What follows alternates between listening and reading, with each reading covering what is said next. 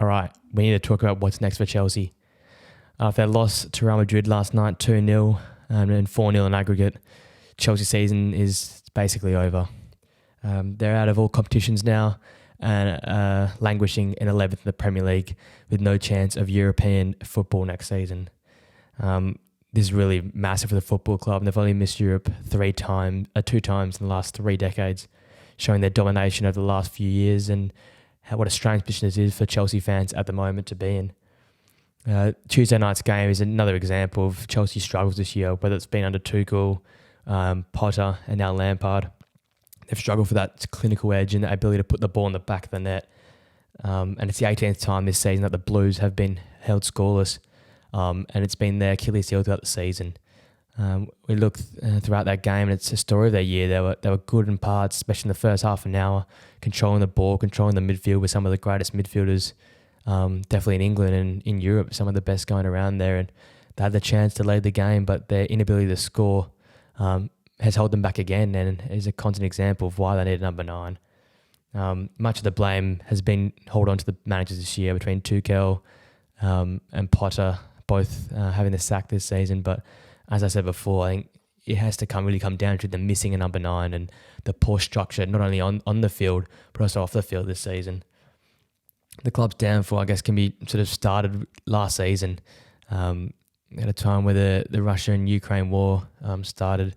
Links between Roman Abramovich closely being linked to Vladimir Putin saw the UK government sanction Chelsea as owned by Roman Abramovich, the Russian man in close connection to Vladimir Putin, which saw match attendances only maxed out at 77%, and the government banning any transactions occurring from Chelsea. So that left Abramovich a really respected and successful owner at Chelsea with no other option other than to sell the club after 19 years being in charge of one of the most successful English football sides of the time. And after that sale, it's where it sort of fell away. A consortium, Clear Lake Capital, led by Todd Bowley, bought the club later there in 2022, and since then the club has been a shambles, as I said, not only on the pitch but off the pitch.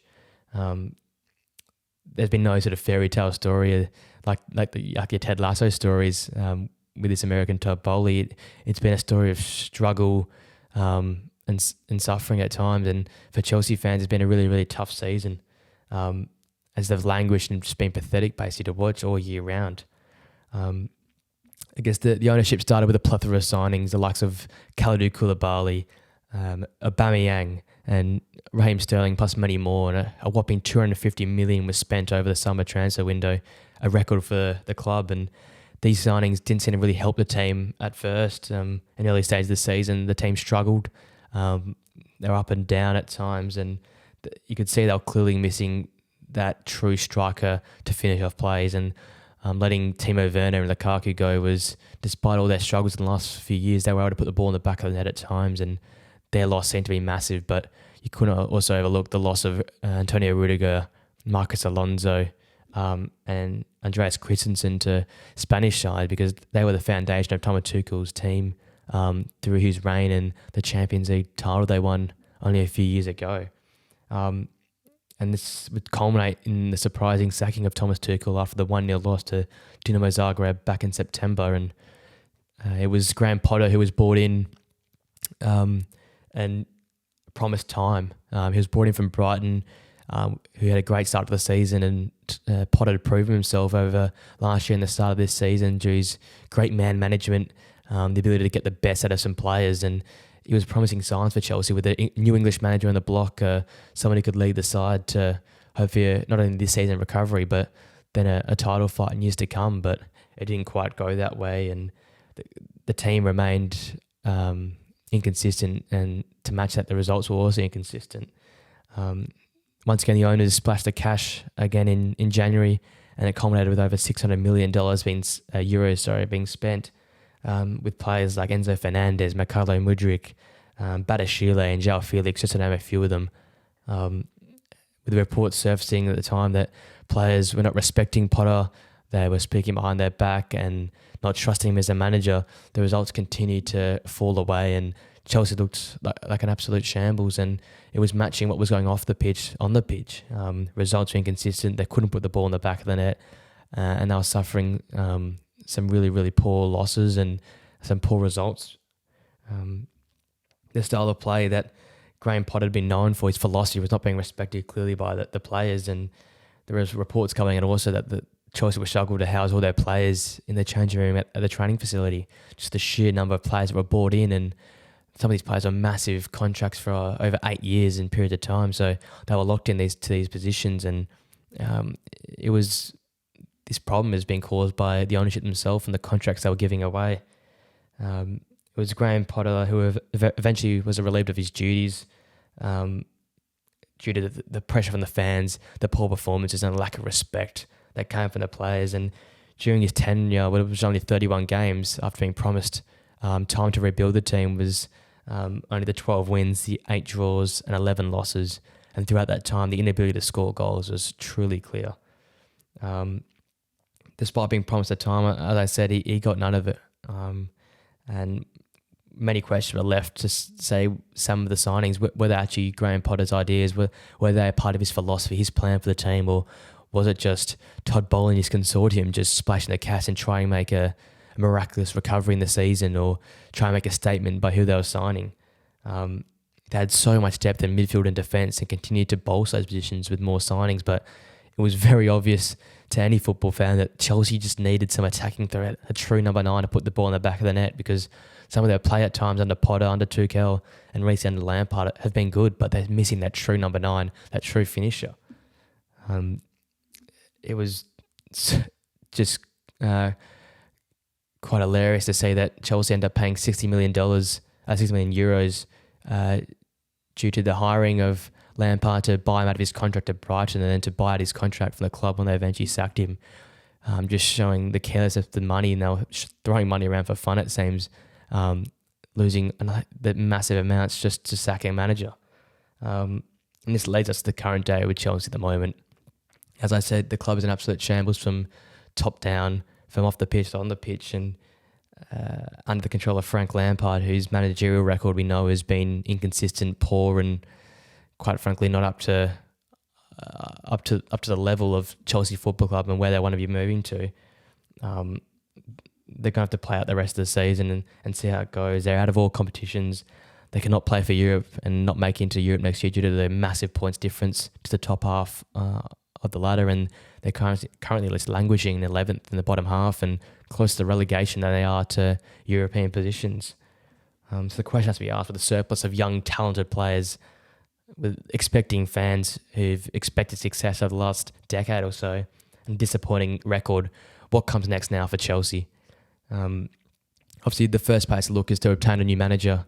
There's some great managers out there at the moment. Julian Nagelsmann, Luis Enrique, also Mauricio Pochettino, just to name a few, who have strong philosophy, strong beliefs, and can manage a team very, very successfully, and all have very successful records. So the first is to find a manager to suit the club. If these managers even want the role, Chelsea right now does not look like a desirable place to be, but maybe the history, the players, the quality that's there might draw some of these A-list sort of managers in. But at the moment, if I was a manager, or if any sort of manager with some knowledge of the situation that Chelsea comes to be offered the job, you wouldn't take it. The plethora of players, their long contracts that are hard to sell away, and currently the shambles of the ownership, as a manager, you wouldn't go near Chelsea Football Club at the moment. I guess secondly, the owners need to learn from their mistakes and allow the manager to take ownership of the team. If you get a Pochettino, if you get an Enrique, if you get a Nagelsmann, let them take control of the football club. Let them set the standards. Let them control the sale of players, the purchasing of players, the contracts and the like. We just look at this season with Manchester United and also Arsenal. Arteta and Ten Hag have transformed some underperforming football sides, some big clubs that needed revamping, and both of those managers done a fantastic job. Arteta in a title fight, Ten Hag in all competitions, and maximised the amount of games and wins that the clubs had, and it was because of their choices, what sort of signings they want, how they want to run the club, the standards they set, that have seen Manchester United and Arsenal lift to unforeseen heights this season. And the same can be done with Chelsea. There were some talented players there, and with the right manager behind it, I can see them turning it around very, very quickly. And I guess also the club needs to support their new manager and truly give their new manager time. I felt that Potter was rushed in and rushed out very quickly. He didn't get the support he needed at a massive club. It's a big jump from Brighton to Chelsea, and I feel like his philosophy and his mindset is he's one of the better managers out there, but he wasn't supported by the ownership or the fans, and was sort of ushered out before he even got time to set up his team and rebuild Chelsea. And I know the fans are used to winning, but it might be time to just get used to a rebuild, a short 1 or 2 years to allow new players to come in, fresh faces, fresh ideas, and a new system to go forward. Finally, another big problem the club needs to resolve is these massive contracts, extraordinary 8-year, 7-year long contracts with huge wages. It makes players hard to sell, and it locks players into the club and it can create that sort of lackadaisical attitude, because players know they're stuck there, they're unable to be sold, they're on big money, and it doesn't encourage players to try and exceed and improve and excel. You look at Manchester United now under Ten Hag, he's dropped all the wages to a maximum around 300k a week, where in the past wages were through the roof, and you've got players with egos and players who are happy where they are because of the massive contracts they know they're locked into. So a change in that part is really, really important for Chelsea going into the future. I guess in the short term, a lot can be said for Chelsea in finishing the season well. There's some big games ahead, games against Arsenal, games against Manchester City and Newcastle, top half sides, teams fighting for Champions League football. So it's a big deal for especially the players to end the season well with a new manager definitely on the way. You want to show that you should be a player part of the new manager's project, the new manager's ideas. So I guess for players, really, really important to end the season well. Frank he's jobless after this season, so he'll be managing for a new job hopefully soon, and it can be a case to try and reward the fans that they've stuck by the team through this season, despite the ups and downs and the struggles. So the fans do deserve the Blues to finish season well. It'll be interesting to see how Chelsea end the season, and I'm excited to see where the future of Chelsea holds. But at the moment, the club from top to bottom is a true shambles, and without real change, this club could be stuck in limbo for a few years to come.